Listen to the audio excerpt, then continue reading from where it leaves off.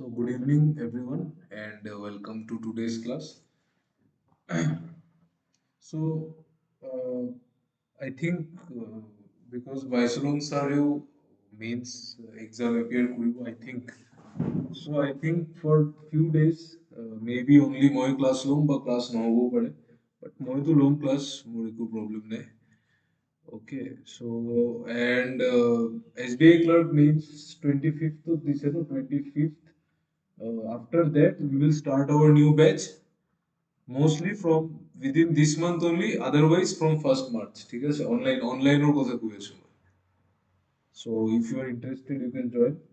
My details খিনি share করে দিও. So let everyone give their mains exam, mains to হয়ে যাও তার পিছত দেখা যাবে. Okay. So for today, I have some very good questions for you in arithmetic. Try करिबा, try to answer, try करना आराम से. Easy question है but अच्छा क्वेश्चन है. These are very good questions. I think around 5 to 6 questions are there. छोटा session रहेगा, ज़्यादा बड़ा नहीं. This is your first question. इसको try कीजिए and try to find out the answer.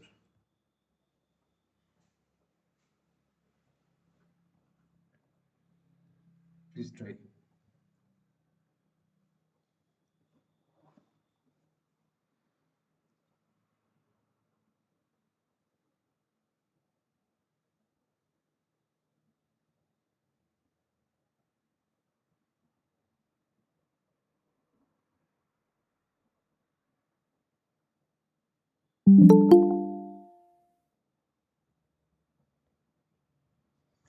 Good evening, Komal.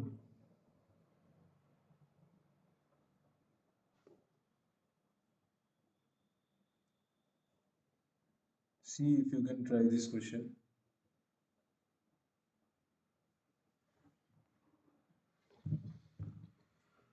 Prelims clear करने के लिए आपको सिर्फ मॉक टेस्ट पे ही फोकस करना चाहिए. सो এটা তোমালোকৰ ফার্স্ট অ্যাটেম্প্ট হয়, no problem, but only way to clear prelims is mock test. Prelims actual main game prelims নহয়, main game mains হয়. So mains যোনে ভাল কৰিব থিস জব পাব. Okay, so don't worry, prelims যদি হয় না, it is only due to lack of practice, nothing else. অকল প্ৰেক্টিচ লাগে প্ৰিলিমছত, একো নাই. ইমান মাথা মাৰা কুৱেশ্যনো নাহে. It's very easy. এইবাৰতো পেপাৰ ইমান ইজি আছিলে আৰু চিটছটো এইবাৰ বেছি আছিলে. So' maybe cut off is also' less. Okay, so if you are not selected, don't worry. First attempt में किसी का भी नहीं होता है. It's difficult in first attempt. और मोर ओवर आपने प्रैक्टिस भी नहीं किया ना, प्रैक्टिस करने से it's different thing. So try to solve this question. एक सीक्वेंस दिया हुआ है आपको. If p is the average of the positive even integers and q is the average of all positive odd integers, then find the difference between p and q.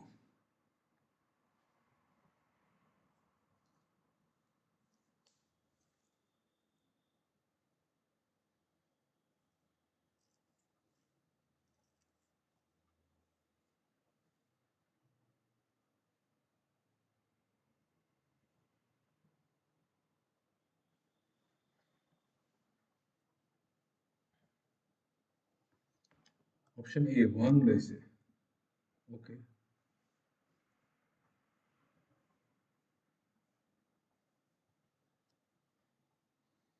Anyone else जिसका answer आया?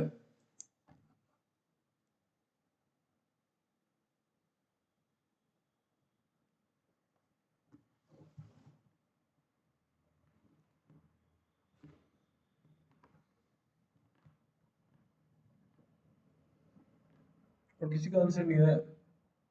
सी, ये एक sequence है 4 7 10 13. आपको बोला p is the average of all positive even integers, मतलब even integers इसमें ही बोला है, इसमें ही यही सीक्वेंस को लेना है. ठीक है, मतलब क्या है, इवन इंटीजर्स कौन सा है, 4 होगा 10 होगा, इसमें से ही ले रहा हूं, इसमें से ही लेना है. 4 10 होगा, 16 होगा, नेक्स्ट 22 होगा, ऐसा कर करके होगा. कोई लास्ट टर्म होगा. कैन यू टेल मी, जो लास्ट टर्म होगा 3020, जो 3020th टर्म होगा वो क्या होगा? Is will it be odd और will it be even? Odd होगा कि इवन होगा? जो लास्ट टर्म होगा वो ऑड होगा कि इवन होगा, बताओ।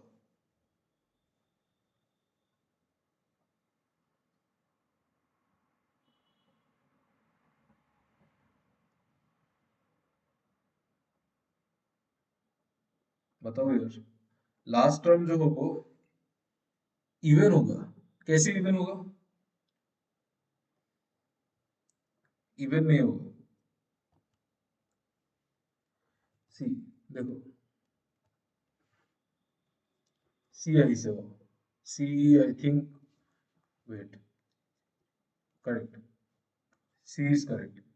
देखो, कंसिडर ए सीक्वेंस 4 7 10 13 16। सीक्वेंस क्या है? 4 7। इसको कैसे कर सकते हैं? देखो, 10 13 16, then last, last term is 3020, मतलब ए 3020 आपको निकालना है। You have to find this term A 3020। तो जो फर्स्ट टर्म है, ये देखो हर एक में गैप 3 3 का गैप है, तो फर्स्ट टर्म जो है वो क्या है? वो 3 इंटू 1 प्लस 1 है। सेकेंड टर्म क्या है? 3 इंटू 2 प्लस 1 है। थर्ड टर्म है 3 इंटू 3 प्लस 1। फोर्थ टर्म है 3 इंटू 4 प्लस 1। सो 3020 टर्म क्या होगा? 3 इंटू 3020 प्लस 1। ठीक है, इसका मतलब ये टर्म क्या होगा? 6060 प्लस 1, मतलब 6061। करेक्ट। ये लास्ट टर्म जो होगा वो ऑड होगा ऑब्वियसली ना। सेकेंड टर्म अगर ऑड है, फोर्थ टर्म अगर ऑड है, मतलब एवरी इवन नंबर का जितना भी टर्म है, इवन नंबर का जितना भी टर्म है वो सारा ऑड होगा। तो ये भी तो इवन नंबर का ही टर्म है ना, 3020, तो ये भी ऑड होगा। ठीक है। सो यहाँ पे इसके पहले वाला टर्म क्या होगा? ये तो लास्ट टर्म हो गया, तो इसके 9061, yes yes yes, sorry sorry, 9061, correct. तो इसके पहले वाला टर्म क्या होगा? इसके पहले वाला टर्म क्या होगा? 9061 है लास्ट टर्म, तो इसके पहले वाला टर्म क्या होगा? 9058 होगा ना। एवरी टर्म में तीन तीन का गैप है, तो 9058 होगा। करेक्ट। ओके। अभी आपको बोला है कि P is the average of all the positive even integers, मतलब जितना पॉजिटिव है, मतलब ये सब 4 हो गया, 10 हो गया, 16 हो गया, dot dot dot dot, last term होगा positive. Last last positive term कौन सा होगा? ये होगा 9058। ठीक है, इन सब का एवरेज है पी। तो एवरेज निकाल लो आप। ये सारा टर्म एपी में है ना, सारा टर्म एपी में है, तो एपी का एवरेज कैसे निकालते हैं? First term plus last term divided by 2, यही तो करना है। तो 4 प्लस 9058/2, 9062, मतलब 4531, ये आएगा एवरेज पी। और एक है ऑड टर्म्स, 7 13 19, ऐसे करके जाएगा, लास्ट टर्म होगा 9061। इसका एवरेज होगा क्यू। क्यू क्या होगा? अगेन अगेन ये एपी में है, तो इसका एवरेज कितना होगा? First term plus last term, ये first term plus last term, मतलब 9068 डिवाइडेड बाई 2, ये होगा 4534। तो पी और क्यू में डिफरेंस कितना है? 3 का। Is it clear? जिसका जिसका आंसर नहीं आया, आप लोगों को समझ में आया ये चीज? देखिए एक बार, समझ में आया कि नहीं? देखो, यस। बट इस क्वेश्चन को ऐसे नहीं करना था। ये क्वेश्चन ऐसे अगर करेंगे बहुत टाइम लगेगा। ये तो देख के ही इसका आंसर कर सकते हैं। देखो कैसे, एकदम सिंपल है। देखो, आपको पता है कि कोई सीक्वेंस है, ठीक है, 4 7 10, ये ऐसा ऐसा एक सीक्वेंस है, 4 7 10 13 16, ऐसा कोई सीक्वेंस है। सपोज लास्ट तक जा रहा है, कहां तक जा रहा है वो भी नहीं निकालना है। इसको कैसे सॉल्व करना था? P is the average of all the positive even integer, जितना भी पॉजिटिव इवन इंटीजर्स होगा। यहाँ पे देखो 3020 टर्म्स है, 3020 टर्म्स है, मतलब इवन नंबर ऑफ टर्म्स है। सो आपको ये समझ में आ रहा है कि जितना ऑड है उतना ही इवन है। Do you get this? जितना ऑड टर्म्स होगा उतना ही इवन टर्म्स होगा, क्योंकि total number of terms even है, मतलब ऑड टर्म्स जितना होगा इवन टर्म्स उतना ही होगा ना। Are you getting this point? Yes और नो? समझ में आ रही है ये चीज? Tell me. जितना ऑड टर्म्स होगा उतना ही इवन टर्म्स होगा कि नहीं? बोलो तो, क्योंकि टोटल नंबर ऑफ टर्म्स तो इवन है। अगर total number of terms even है, मतलब जैसे total number of terms suppose मैंने चार ले लिया, सपोज मैं चार टर्म में ले रहा हूँ, तो चार टर्म में जितना ऑड है, फोर और सेवन और थर्टीन, उतना ही इवन है कि नहीं? तो इस तो आप इवन टर्म्स अगर ले लोगे, आप ये अप टू 3020, मतलब इवन नंबर ऑफ टर्म्स है total. Even number of terms में जितना ऑड टर्म्स होगा उतना ही इवन टर्म्स होगा, ठीक है? जितना ऑड टर्म्स होगा उतना ही इवन टर्म्स होगा। तो जो ऑड का सीरीज होगा वो क्या होगा? वो होगा ये 7, 13, 19, ऐसे कर करके जाएगा। इसका जब आप एवरेज निकालेंगे, P is the average of Q है ना ऑड इंटेजर्स का, इसका जब आप एवरेज निकालेंगे, ये एक AP है, ये एक एपी है। तो जो एपी होता है उसका एवरेज, एपी छोड़ो, एपी को गोली मारो, कोई भी सीरीज का जो एवरेज होता है, बुरी लो इतने आपने कहने क्या थ्री करे गोली, ओ ओ एग्जैक्टली। देखो ये जो एपी है ना, ये जो एपी है, इसका जो भी एवरेज होगा, कोई भी सीरीज का जो कोई भी चीज का एवरेज क्या होता है, उसका मिडिल वैल्यू होता है, उसका मिडिल वैल्यू होगा। ये जो सीरीज है, ये जो क्यू, मतलब क्यू क्या बोल रहा हूँ, ये जो मैंने अभी सीरीज लिखा, ये ऑड वाला सीरीज है। ऑड वाला सीरीज का जो मिडिल टर्म होगा वही एवरेज होगा। करेक्ट, एवरेज तो वही होता है ना। एवरेज क्या होता है? एवरेज मतलब मिडिल वैल्यू होता है, वही तो एवरेज होता है ना। तो इसका मिडिल टर्म एवरेज होगा। सिमिलरली जो इवन टर्म्स होगा, इवन क्या होगा? इवन कौन सा था? सेवन, ये वाला ना, 4, 10, 16, ये वाला। इसका जो एवरेज होगा P, इसका जो एवरेज होगा वो तो इस सीरीज का ही मिडिल टर्म होगा। तो जो ऑड सीरीज का जो मिडिल टर्म होगा और जो इवन सीरीज का जो मिडिल टर्म होगा, आपको नहीं लगता है वो नेक्स्ट नेक्स्ट होगा और एक साथ होगा? मतलब मैं क्या बोल रहा हूँ कि ये जो ऑड सीरीज का जो मिडिल टर्म होगा और जो इवन सीरीज का मिडिल टर्म होगा, वो मेन सीरीज में तो साथ साथ ही होगा ना। Are you getting what I am saying? समझ में आ रहा है आपको? Tell me once, if you don't understand मैं आपको छोटा एग्जांपल लेके समझाऊंगा।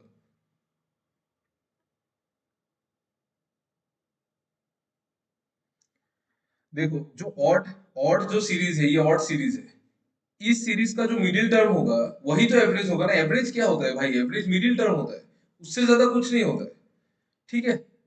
तो ऑड सीरीज का जो भी मिडिल टर्म होगा वही एवरेज होगा, और इवन सीरीज का जो भी मिडिल टर्म होगा वही एवरेज होगा। तो 100% श्योर है ना कि ये अगर ये सीरीज अगर है, तो इसका जो एवरेज होगा वो तो इस ऑड सीरीज का बीच में रहेगा, और इसका जो एवरेज होगा इवन का, वो इवन सीरीज का बीच में रहेगा। तो जब आप फुल सीरीज बनाओगे, वो दोनों नंबर तो आसपास ही रहेगा ना।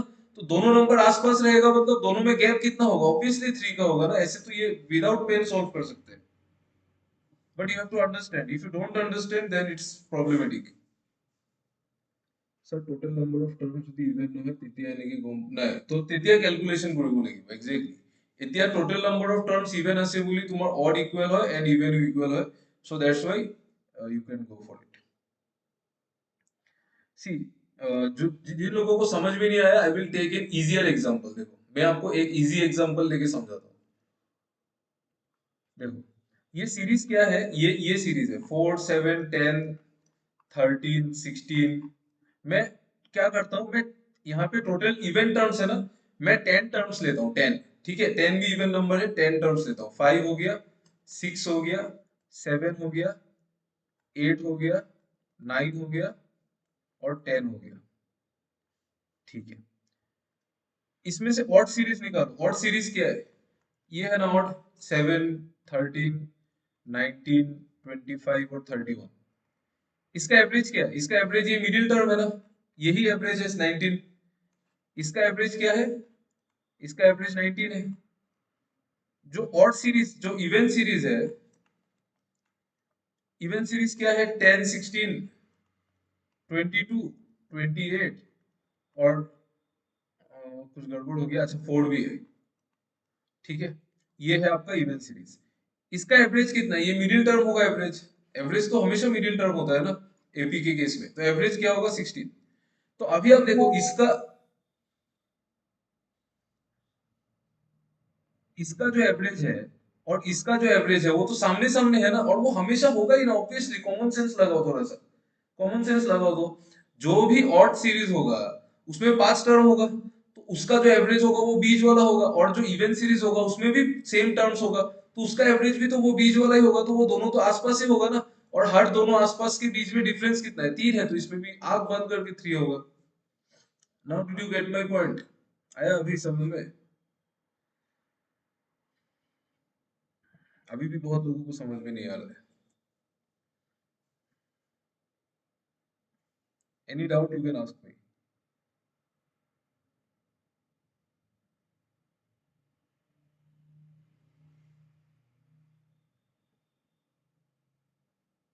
How many of you understood this?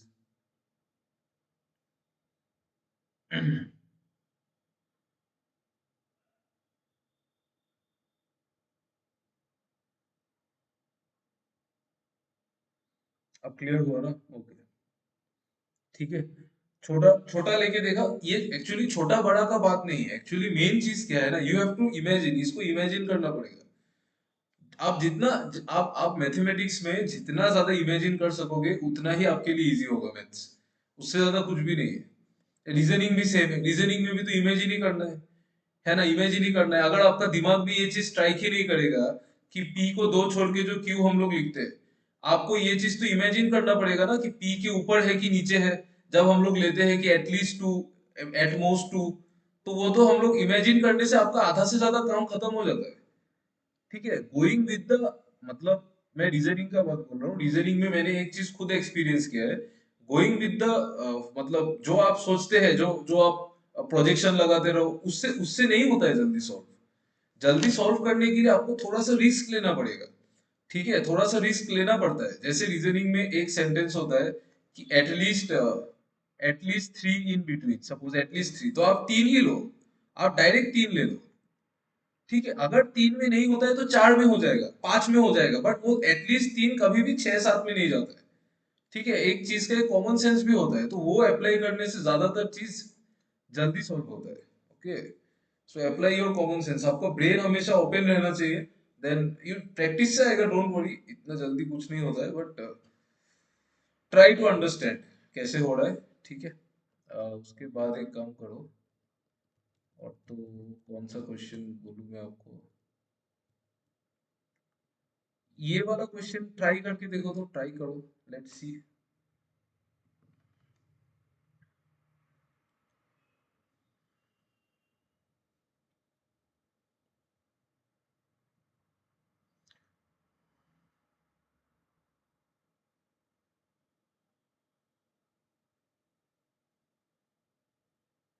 Try करके देखो, मैं just come back in 2 minutes. ये एलिगेशंस एलिगेशन से होगा, ट्राई करके देखो आप लोग।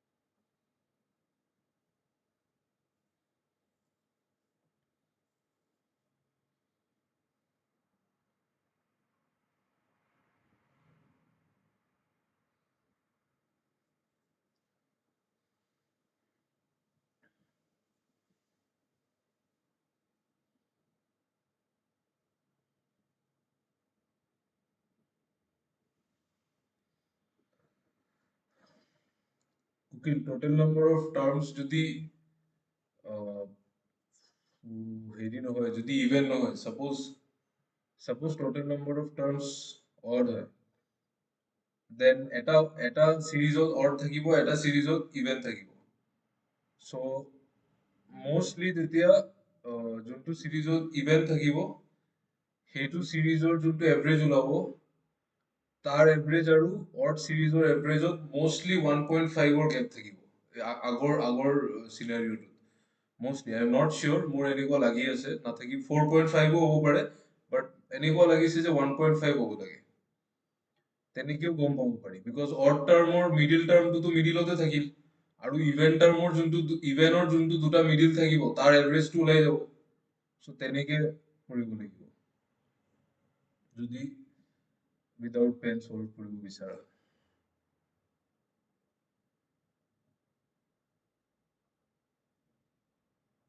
अच्छा ये वाला क्वेश्चन आई डोंट थिंक, ये वाला क्वेश्चन आप लोगों को एलिगेशन में डाउट है। जस्ट मैं दिखाता हूँ, आप लोग देखिए कैसे होना हो सकता है ये। A salt and water mixture of which 7.5% is salt, इसका कॉस्ट कितना है 22 पर लीटर। ठीक है। Another salt and water mixture of which 17.5% is salt, salt का क्वांटिटी गिवन है, सॉल्ट का परसेंटेज गिवन है, ठीक है। उसका टोटल कितना है कॉस्ट 7 रुपीज जेड पर litre. If the cost of 12 liters of a salt and water mixture of which 22.5% is salt is 450, you have to find the value of Z। ठीक है, तो तीन तीन हमको मिक्सचर गिवन है। ये फर्स्ट मिक्सचर है सॉल्ट एंड वाटर का, फर्स्ट मिक्सचर है जिसमें सॉल्ट का परसेंटेज गिवन है 7.5%। सेकेंड मिक्सचर है, इसमें सॉल्ट का परसेंटेज गिवन है 17.5%। और जो थर्ड मिक्सचर है ना, उसमें सॉल्ट और वाटर, सॉल्ट का परसेंटेज है 22.5%। ठीक है, ओके।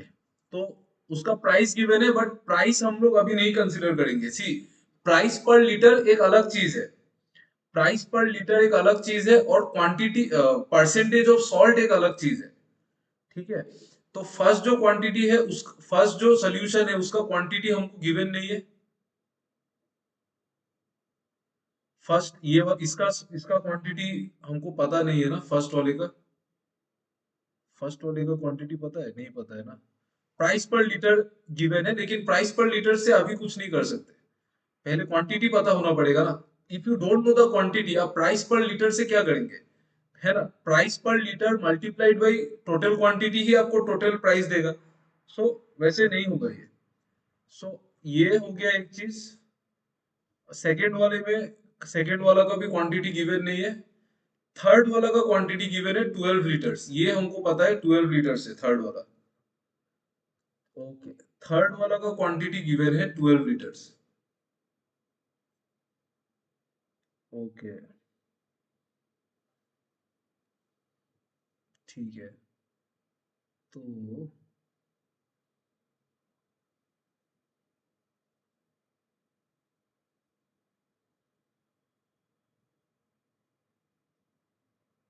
ओके, देखो यहाँ पे तीन मिक्सचर गिवन है, ये वाला जिसमें ये क्या है, ये सॉल्ट परसेंटेज है। सेकेंड वाला ये सॉल्ट परसेंटेज है, थर्ड वाला ये सॉल्ट परसेंटेज है। हम लोग क्या करेंगे, सॉल्ट परसेंटेज पे एलिगेशन लगाएंगे। सॉल्ट परसेंटेज के ऊपर एलिगेशन लगाएंगे। सॉल्ट परसेंटेज क्या होता है, सॉल्ट परसेंटेज मतलब जितना सॉल्ट है divided by total solution, total जितना क्वांटिटी है मल्टीप्लाइड बाई 100, यही है ना। सॉल्ट का परसेंटेज तो वही होगा ना, कि सॉल्ट का क्वांटिटी जितना है divided by total quantity multiplied by 100। Okay, ये तो आपको पता है। नाउ यहाँ पे तीन मिक्सचर है, एक में है 7.5%, एक में है 17.5%, और तीसरा में है 22.5%। आप लोग अभी मुझे बताइए कि अगर मैंने 7.5% मिक्सचर, मतलब एक मिक्सचर जिसमें 7.5% सॉल्ट है, दूसरा मिक्सचर जिसमें 17.5% सॉल्ट है, अगर मैंने इन दोनों को मिक्स किया, तो जो मिक्सचर है फाइनल मिक्सचर, उसका क्वांटिटी 22.5 आ सकता है क्या? यस और no, tell me, is it possible?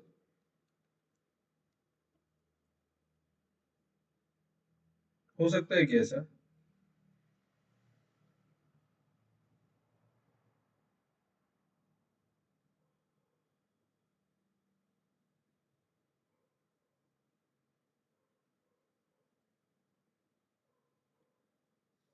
ऐसा नहीं हो सकता है।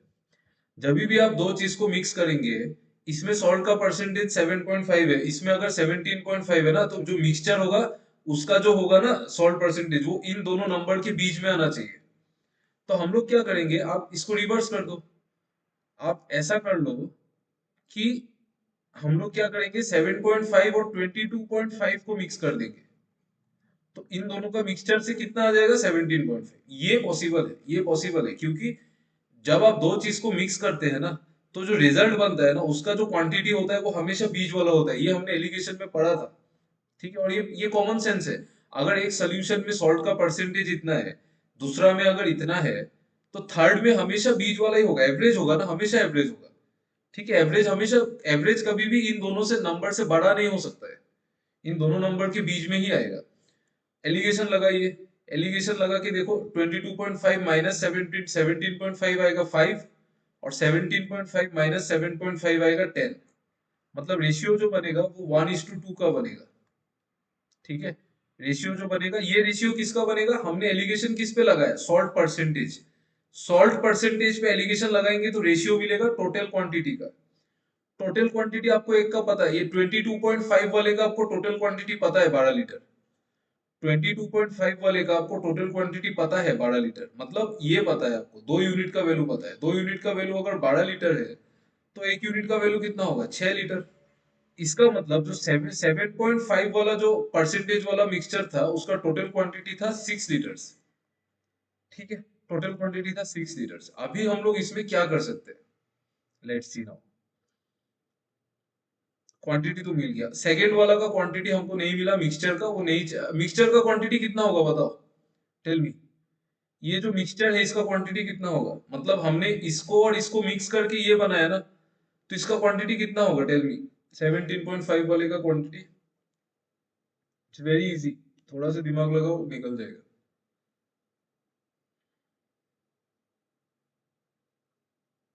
18, यस ऑब्वियसली। ये वाला फर्स्ट फर्स्ट वाले का क्वांटिटी 6 लीटर्स है, दूसरे वाले का क्वांटिटी 12 लीटर्स है, तो जो बनाया मिलके उसका क्वांटिटी 18 लीटर्स ही होगा ना। ये तो कॉमन सेंस है ना।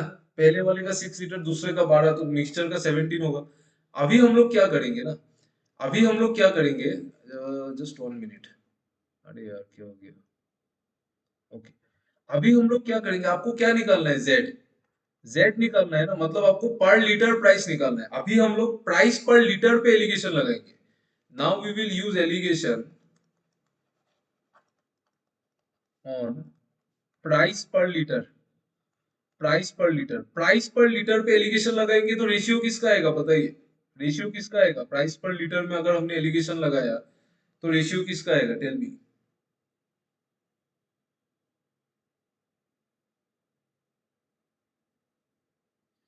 यार आप लोगों को ये चीज अभी तक समझ में नहीं आया, कितना क्लास हो गया, लीटर्स का आएगा ऑब्वियसली।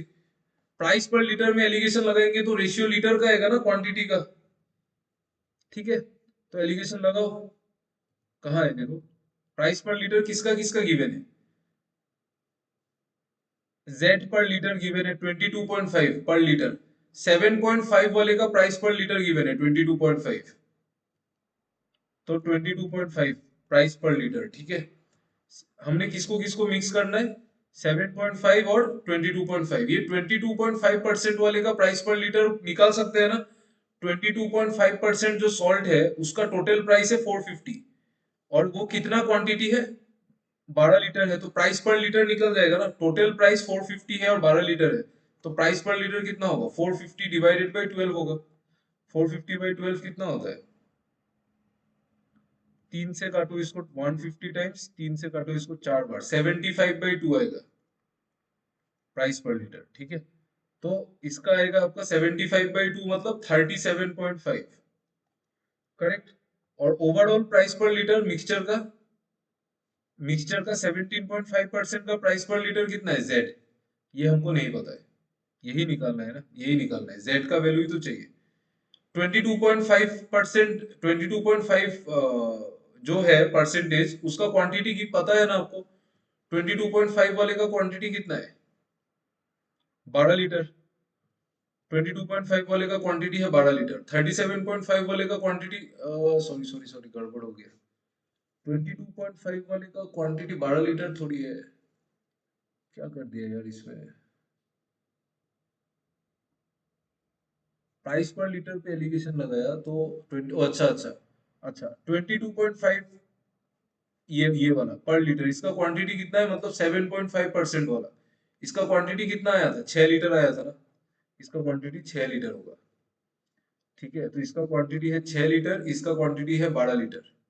ठीक है, तो रेशियो कितना है, 1:2। 1:2।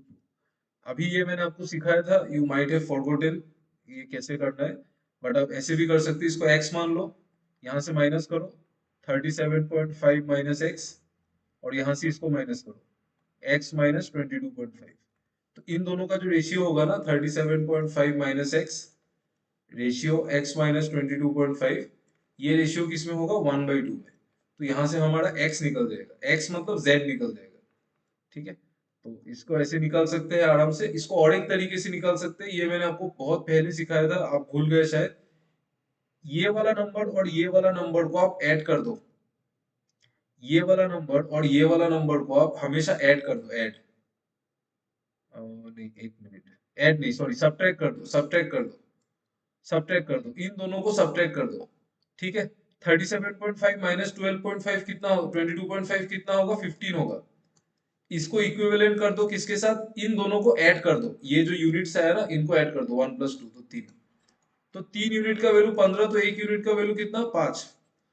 तो 1 यूनिट का वैल्यू 5, मतलब यहाँ पे तो, यहाँ पे 1 यूनिट था ना, तो इसका वैल्यू कितना आएगा, 5। तो 37.5 में क्या माइनस करने से 5 आएगा, 32.5। तो ये आपका आंसर होगा, this is the value of Z. ठीक है ना, ऑप्शन में है ना, 32.5। हाँ, ठीक है, तो इसको एलिगेशन से करना है, इसको वेटेड एवरेज से भी कर सकते हैं, वेटेड एवरेज से। बस आपको ये समझना पड़ेगा कि किस में एलिगेशन लगाना है, किस चीज में। ठीक है, परसेंटेज पे एलिगेशन लगाने से किसका रेशियो आता है, क्वांटिटी पे एलिगेशन लगाने से, सॉरी, प्राइस पर लीटर पे एलिगेशन लगाने से किसका रेशियो आता है, वैसे करके करना है। ठीक है, सिंस आप लोगों का एलिगेशन अभी क्लियर नहीं है, सो ठीक है, कोई बात नहीं, समझ लेना। आई विल, अगर नया बैच स्टार्ट किया तो हम उसमें एलिगेशन आपको समझा देंगे। ठीक है, नेक्स्ट आप एक काम करो, आप अ, ये वाला क्वेश्चन करो, ट्राई टू सॉल्व। ये बहुत अच्छा क्वेश्चन है, देख के लग रहा है इट्स नॉट दैट इजी। अंडोन सेलिंग, देखो तो ये कैसे होगा, देखो आराम से ट्राई करो, आई थिंक आंसर आ जाना चाहिए।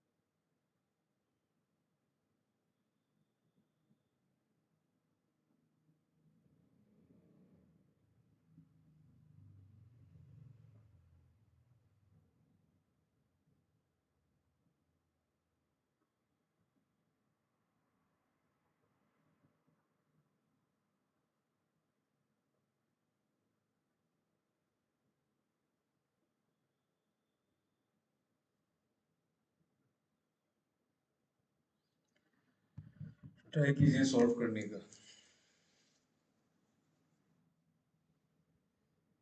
मैं आपको एक एक चीज में हेल्प कर देता हूँ, देखो,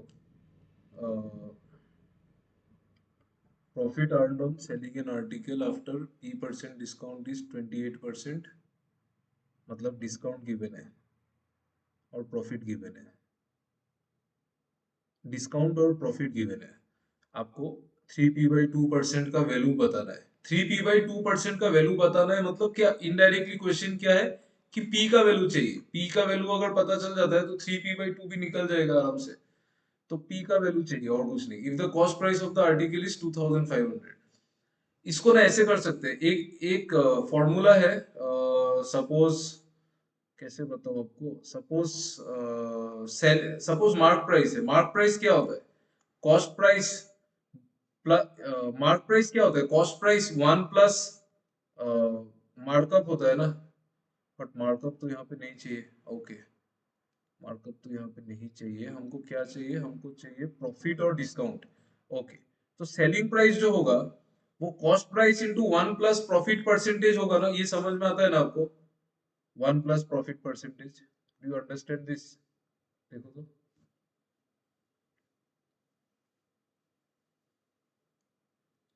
ये समझ में आता है कि नहीं? देखो तो, मतलब मैं आपको इनडायरेक्टली क्या बोल रहा हूँ कि अगर सपोज प्रॉफिट आपका 10% होता है, सपोज प्रॉफिट 10%, 10% मतलब क्या होता है? 10% प्रॉफिट है, मतलब मैं सेलिंग प्राइस को क्या लिख सकता हूँ? 10% इंक्रीज होगा ना कॉस्ट प्राइस, तो कॉस्ट प्राइस इंटू 11/10, ये लिख सकता हूँ ना। तो इसी चीज को मैं ऐसे भी तो लिख सकता हूँ ना, cost price into one plus 10% हुआ ना, तो 10%, समझ में आ रहा है? 10% मतलब 10/100, तो 1/10। Are you getting this? देखो तो ये समझ में आ रहा है कि नहीं?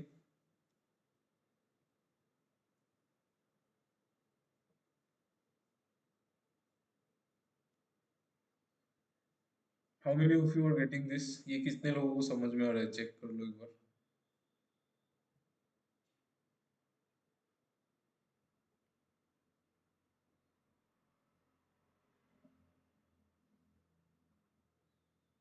नहीं तो एक काम करो, छोड़ो फॉर्मूला से। ऐसे भी मैंने आपको आज तक फॉर्मूला से करा ही नहीं ना मैथ्स, तो आपको कंफ्यूजन होगा। देखो, इसको विदाउट फॉर्मूला ट्राई करते हैं। देखो, profit earn on selling an article after p% discount is 28%।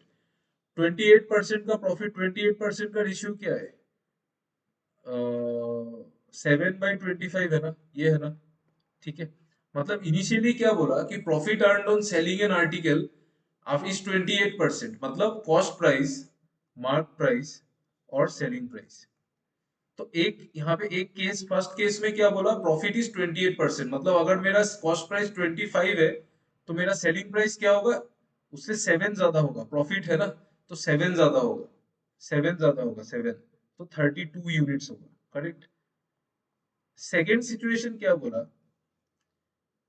while profit is 20%, giving a discount of 5p/4%। Discount को छोड़ो, डिस्काउंट बाद में देखेंगे, ठीक है। प्रॉफिट हो रहा है 20%। 20% को मैं क्या लिख सकता हूँ? मैं लिख सकता हूँ 1/5। तो मैंने अगर CP5 लिया तो मेरा कॉस्ट प्राइस 6 होगा, ठीक है। बट मैं यहाँ पे 5 नहीं लूंगा, क्यों? क्योंकि कॉस्ट प्राइस दोनों में सेम है ना, कॉस्ट प्राइस में कुछ चेंज नहीं हुआ। क्वेश्चन ये है कि मार्क प्राइस दोनों बार अलग अलग है, सॉरी, डिस्काउंट अलग अलग दिया गया है। कॉस्ट प्राइस और मार्क प्राइस सेम है, दोनों बार कॉस्ट प्राइस और मार्क प्राइस सेम है, बट डिस्काउंट अलग दिया गया है, इसीलिए प्रॉफिट अलग है। Are you getting the question? Question समझ में आ रहा है ना आप लोगों को? यार आप लोग रेस्पॉन्ड भी नहीं कर रहे हो, क्या हो गया? क्वेश्चन समझ में आ रहा है कि नहीं? देखो तो, जो जो आपका वो है ना, जो डिस्काउंट है वो अलग है, डिस्काउंट अलग है, बाकी सब कुछ चीज सेम है। एवरीथिंग इज सेम, दोनों केस में एवरीथिंग सेम है, डिस्काउंट अलग है, इसीलिए प्रॉफिट अलग है, ठीक है। कॉस्ट प्राइस सेम है, तो 5 5 और 6, मतलब मैं इसको, अगर मैं इसको ये लिख दूं, इसको मैं नीचे 5 से मल्टीप्लाई कर दूं और ऊपर भी 5 से कर दूं, तभी भी कोई प्रॉब्लम नहीं है। मतलब मैं इसको 5/25 भी लिख सकता हूँ। तो अगर मेरा कॉस्ट प्राइस 25 है तो मेरा सेलिंग प्राइस कितना होगा? 25 प्लस 5 मतलब 30। ये बात बोला था। आपको पता है यहाँ पे मार्क प्राइस दोनों टाइम सेम आएगा। It will be same, mark price will be same for both the cases. आपको बोला है cost price of the article given है 2500, तो बना दो, ये 2500 तो ये 3200, ये 2500 तो ये 3000। यहाँ तक समझ में कितने लोगों को समझ में आ गया बताओ? Tell me how many of you understood up to here, यहाँ तक?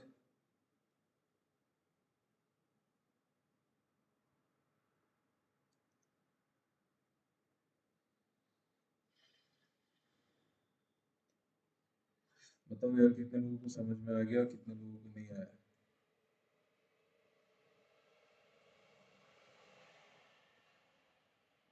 यहाँ तक क्लियर हुआ कि नहीं? Just tell me that.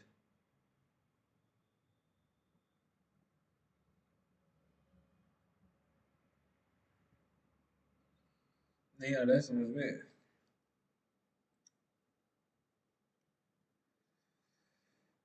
क्यों भाई, क्या कंफ्यूजन है आप लोगों को? सी, मैं आपको फिर से एक्सप्लेन करता हूँ, देखो।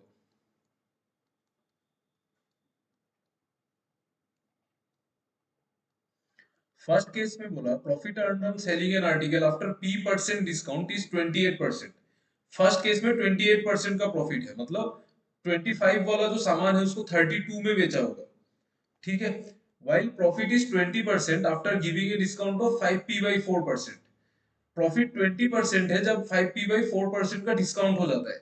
प्रॉफिट क्यों चेंज हो रहा है? क्योंकि डिस्काउंट अलग अलग है। जब डिस्काउंट अलग होगा तो ऑब्वियसली प्रॉफिट अलग होगा ना। आप डिस्काउंट अलग अलग रखोगे तो आप अलग अलग दाम में बेचोगे, तो आप अलग अलग दाम में बेचोगे तो प्रॉफिट भी अलग होगा, ऑब्वियसली, सब कॉमन सेंस का बात है, ठीक है। तो सेकेंड टाइम में बोल रहा है 20% प्रॉफिट, तो 20% को मैं 1/5 नहीं लिख के मैं 5/25 भी तो लिख सकता हूँ ना। जस्ट क्यों लिखा मैंने? क्योंकि कॉस्ट प्राइस तो सेम है ना, कॉस्ट प्राइस 25 ही ले लो आप। तो 25 है कॉस्ट प्राइस, तो सेलिंग प्राइस हो जाएगा 30। आपको बोला है कि कॉस्ट प्राइस 2500 है, मतलब 2500 है, तो सेलिंग प्राइस भी 3200 होगा। कॉस्ट प्राइस 2500 है तो सेलिंग प्राइस 3000 होगा। देखो तो ये समझ में आएगी नहीं?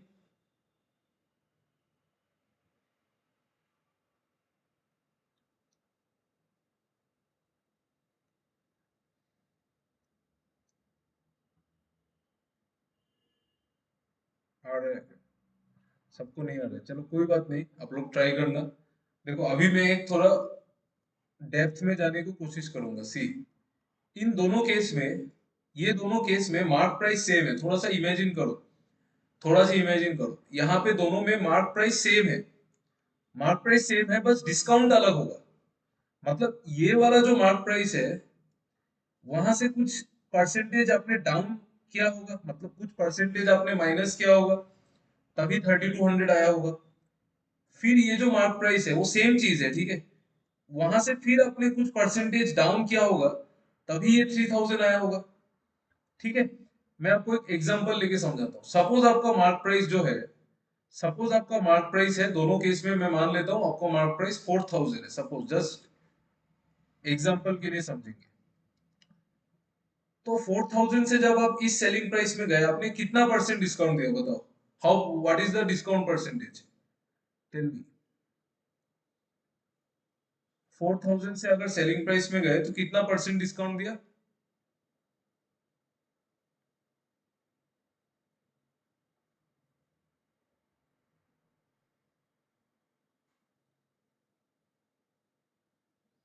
20%, वेरी गुड। 20% का डिस्काउंट दिया ना, ठीक है। और जब आप 4000 से 3000 में गए, तब आपने कितना डिस्काउंट दिया? आपने कितना डिस्काउंट दिया? 1000 का डिस्काउंट। 1000 4000 का कितना परसेंट है? 1/4 है, मतलब 25% डिस्काउंट दिया। आप थोड़ा सा अगर दिमाग लगा के देखो ना, आपने 20% कम किया तो ये आया, आपने 25% कम किया तो ये आया। इसका मतलब इन दोनों नंबर के बीच में जो गैप है 200 का, वो डेफिनेटली 5% होगा कि नहीं, बोलो तो। 4000 का देखो, वो डेफिनेटली 5% होगा, क्योंकि आपने यहाँ पे 20% रिड्यूस किया, आपने यहाँ पे और थोड़ा ज्यादा रिड्यूस किया, तो जितना ज्यादा रिड्यूस किया वही गैप आएगा ना। आपने जितना ज्यादा रिड्यूस किया इन दोनों नंबर्स के बीच में, तो वही गैप आएगा ना, ठीक है। Is it clear? ये समझ में आ रहा है कि नहीं? देखो तो, मैं थोड़ा सा डेप्थ में जाके, see, I don't want to use formula, इसीलिए मैं ये अप्रोच ले रहा हूँ, अदरवाइज ये फॉर्मूला है, इसमें फॉर्मूला से भी कर सकते हैं। आई एम नॉट श्योर इसमें आंसर आएगा कि नहीं, लेकिन मुझे ऐसा लग रहा है आ जाना चाहिए। देखो तो ये समझ में आ रहा है कि नहीं? पहले मैंने क्या किया, 20% कम किया, तो कुछ वैल्यू कम हुआ होगा। अभी अगर मैं फिर से 20% कम करता, सपोज सपोज सपोज मैं 20% फिर रिड्यूस करता, तो यहाँ पे वैल्यू सेम आ जाता दोनों में, तो दोनों में कुछ गैप ही नहीं रहता। बट मैंने 25% रिड्यूस किया बोल के गैप आया ना। 25% रिड्यूस किया बोल के गैप आया। अगर मैं 20% करता तो कुछ गैप नहीं आता। मैंने 25% रिड्यूस किया बोल के गैप आया इन दोनों नंबर में, ये नंबर और ये नंबर में। वो गैप कितना है? 200 का गैप है। वो क्यों आया? क्योंकि मैंने 5% एक्स्ट्रा रिड्यूस किया ना। 5% एक्स्ट्रा रिड्यूस किया, इसीलिए वो गैप आया, नहीं तो आता ही नहीं ना। तो 200 जो गैप आया वो क्यों आया? क्योंकि मैंने 5% एक्स्ट्रा रिड्यूस किया 4000 का। आप 4000 का 5% कैलकुलेट करके देख लो, 200 ही आएगा। आ रहा है समझ में? आर यू गेटिंग इट और नॉट?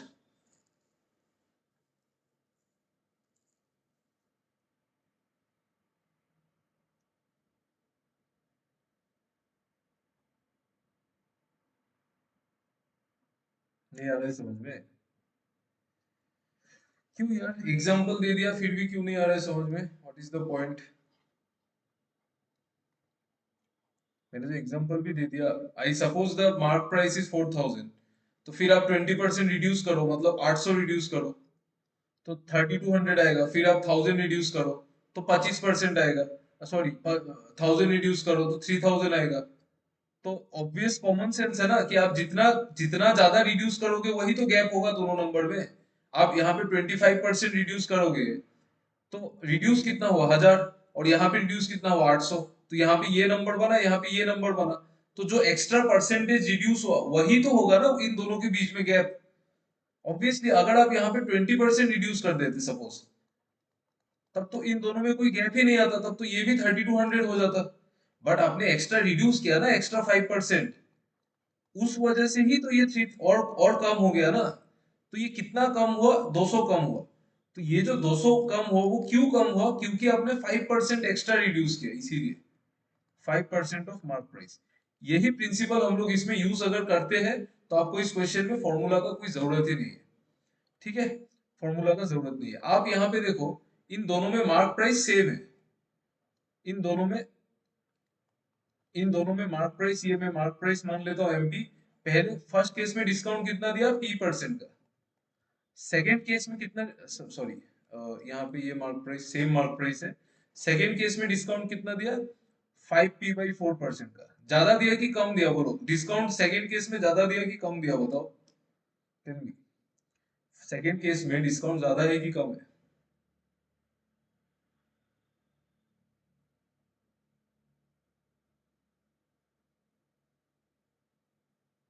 No idea. आपको क्लास में प्रेजेंट है कि सो गए? देखो, सेकेंड केस में डिस्काउंट ज्यादा दिया है। 5P/4 is a greater number than P। तो सेकंड केस में ज्यादा डिस्काउंट दिया है बोल के ज्यादा रिड्यूस हुआ है, तो जितना गैप होगा इन दोनों में 200 का, that will be equal to इन दोनों में जो गैप है 5P/4 और P/4 में कितना गैप है? 5P/4 और P/4 में कितना गैप है देखो। सॉरी, 5P/4 और P में परसेंट ऑफ मार्क प्राइस। इसका मतलब 200 is equal to P/4 percent of mark price. इसका मतलब P percent of mark price कितना होगा? P percent of mark price कितना होगा? 4 into 200, 800 होगा। तो यहाँ पे कितना डिस्काउंट दिया था? P% of mark price he discount दिया था फर्स्ट केस में। तो फर्स्ट केस में P% of mark price he discount दिया था, तो P% ऑफ मार्क प्राइस कितने? 800। मतलब 800 का डिस्काउंट दिया होगा। तो मार्क प्राइस कितना आएगा? मार्क प्राइस अगर आप 800 कम करके 3200 मिला होगा तो मार्क प्राइस 4000 होगा ना। ठीक है, तो मार्क प्राइस मिल के आपको क्या निकालना है? Find the value of 3P/2। तो आपको P का वैल्यू मिल जाएगा 4800। कितना परसेंट है 4000 का? 20% है, तो P का वैल्यू आपको मिल जाएगा 20। आपको क्या निकालना है? 3P/2 percentage.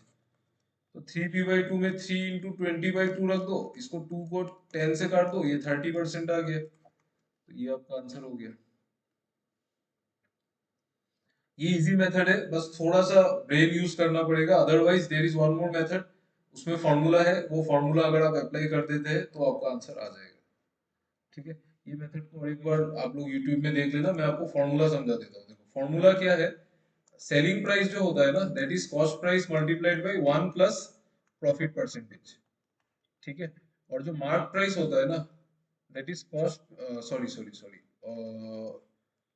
और जो सेलिंग प्राइस होता है, selling price is also equal to mark price into 1 minus discount percentage. इन दोनों को इक्वल कर दो, मतलब cost price into 1 plus profit percentage is equal to mark price into 1 minus discount percentage. तो उससे निकल जाएगा cost price by mark price is equal to 1 minus discount percentage upon 1 plus profit percentage. Cost price by mark price दोनों में निकाल लो, दोनों में निकाल लो, दोनों में cost price mark price same है ना, दोनों इक्वेशन में कॉस्ट प्राइस मार्क प्राइस तो सेम होगा। तो प्रॉफिट अलग अलग गिवन है, डिस्काउंट अलग अलग गिवन है, दोनों में से निकाल लो, देन यू फाइंड इट। ठीक है, वो दोनों को इक्वल करके पी का वैल्यू निकाल लो, वैसे भी कर सकते हैं क्योंकि अननोन वेरिएबल तो पी है ना, तो पी का वैल्यू आप लोग वैसे भी निकाल सकते हैं।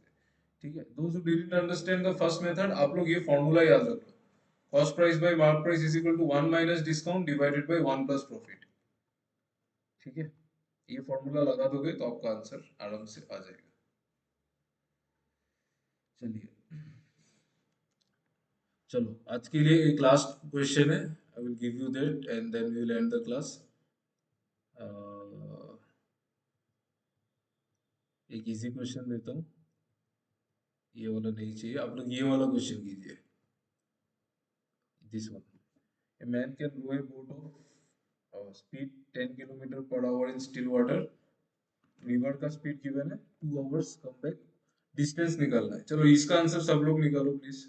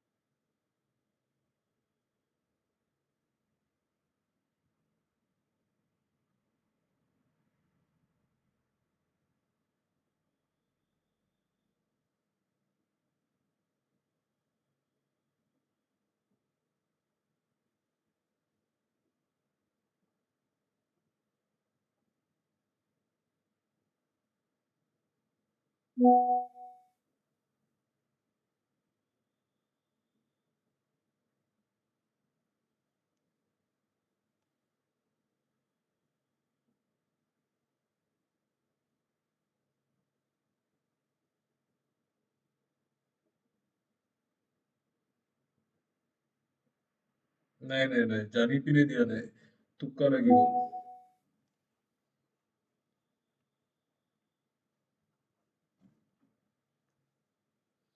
तुक्का लग गया तुक्का। चलो ये वाला क्वेश्चन कीजिए।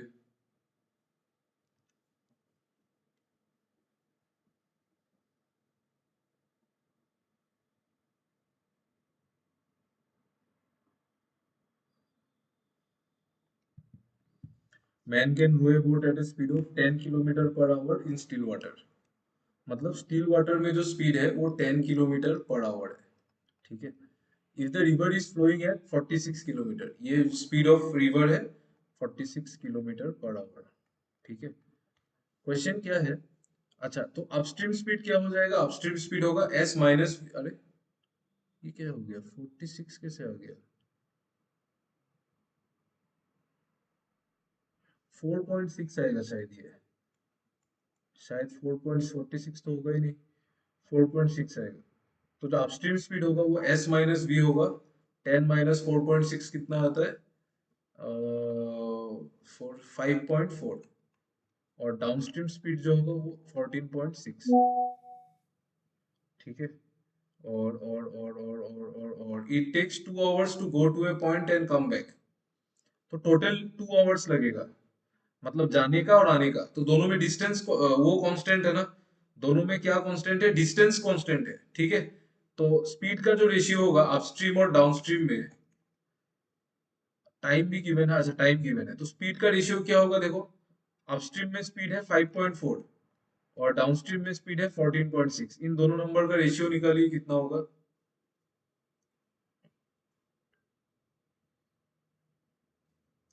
छोड़ो, टाइम का रेशियो उल्टा कर दो इसको। 14.6 रेशियो 5.4। टोटल टाइम गिवन है 2 आवर्स, मतलब ये दोनों का एडिशन मतलब 14.6 प्लस 5.4, तो 20 यूनिट्स का वैल्यू है 2 आवर्स। तो एक यूनिट का वैल्यू कितना होगा, एक यूनिट का वैल्यू कितना होगा, 1/10 आवर्स, 0.1 आवर्स होगा।